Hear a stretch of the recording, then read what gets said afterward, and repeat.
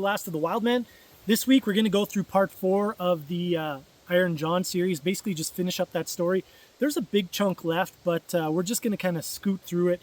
If you really want to dig into a lot of the patterns and themes that come out of this story, then join us in the 12 Labors. We take a deep dive into this in part of our program there. But today, I just want to start with basically why myth even matters. Like, why do we have stories like this Iron John? Why are they worth going through? And if we really take a look at it, myth is an ancient pattern. Like, it's not some outdated fantasy, like this story that doesn't mean anything. Basically, myth is the distilled wisdom of cultures across time, geography, and belief systems. These are stories that are still here because they hold something true, not just for one era, but for all of us. Like, not just certain cultures or certain time frames in human history, but for all of human history. And when we look only through today's cultural lens, we see just small fragments. Like, we look at opinion or through modern reaction or fashion. Fashion's a big one, the fashion of the times. But myth gives us the mean, the center line, like the average of all time. It gives us this shared human experience that doesn't shift with trends. And so that's why myth is really important.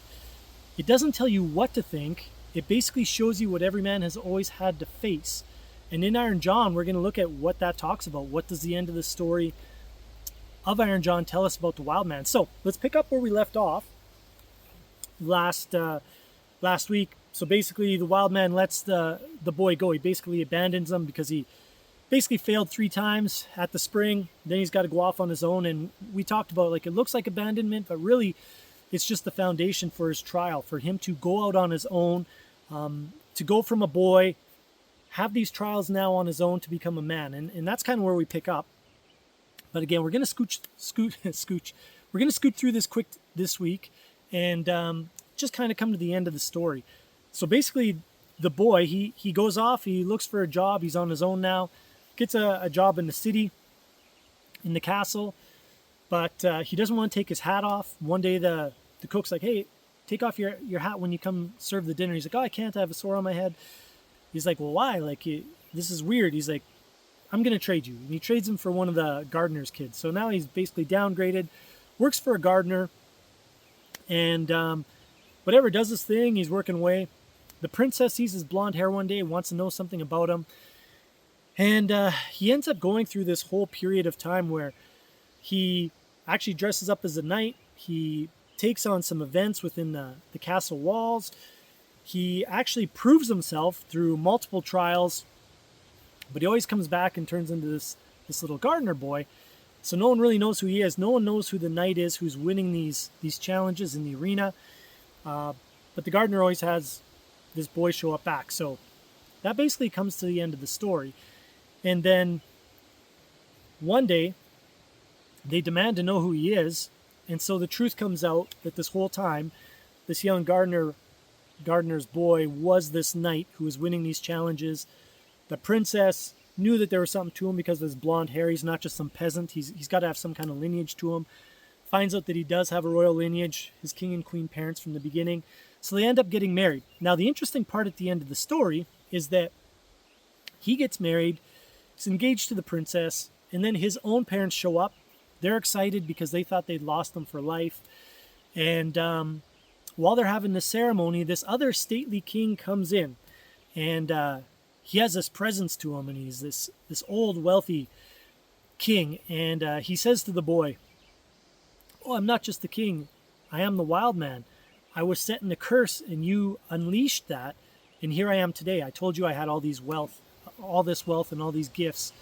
And that's where the story ends. And so I know that's short. There's so much that I didn't go through there in specifics, but I really just wanted to end with what I started with. Like, why is myth important? What is the wisdom that's being passed on in this story that maybe we're not getting because of the trends that we're seeing the world through contemporary lenses with? And that is, you can't access the king without first going through the wild man. And that really sums up what I'm doing this segment on, what we talk about in the 12 Labors program. It's just that modern day, we've really eliminated the wild man. Like, think about it. We live in cities, We're all packed in there. We work behind computers. We have barely any greenage or foliage. If you look around me, I'm out in the bush. We have barely any of that anymore unless you make an effort to get out there. And so I think a lot of that means we've cut off that wild man. He's just not welcome in the cities, and for good reason. But we're also, because we've cut off the bad that can come from him, we've also cut off the good. And the good that can come from the wild man is basically accessing the king. And if you get into archetypes, you start reading into Jungian psychology, the mature masculine character is the king archetype. And that's what we're severely lacking in modern society. We think about toxic masculinity, but toxic masculinity isn't masculinity at all. It is it's immaturity. And that's why it's toxic. It's because it's never matured into the king. And the access point, the key to get there, is to go through the wild man. The wild man to put you through these trials, to integrate the wild man so that you're grounded, you have more power, more strength, you're more in tune.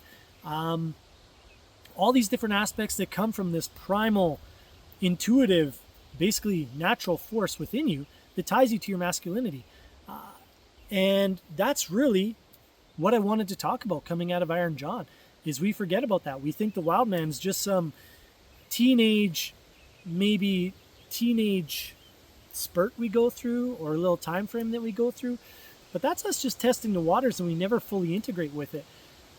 If we actually had a rite of passage to guide us through what that means, work through it, and then integrate it into becoming a higher level man, there would be more kings walking around. And that's a big concept. Something that we really dig into as well in the 12 labors, understanding archetypes. And it just opens a whole world of patterns and understanding where you're at and how to move forward from there. So we're going to cut it off there. That's kind of the 4-part series of Iron John. We'll go into more specifics in that in the 12 labors. If you ever want to join us, just shoot me a message if you have any questions. But yeah, the key thing to pull away is there has to be some access through the wild man. Integrate that so that you can become a higher, better version of yourself. So hope you've enjoyed, and I look forward to having some guests and talking on some modern masculinity issues as we move forward. So have a great weekend. We'll see you next Friday.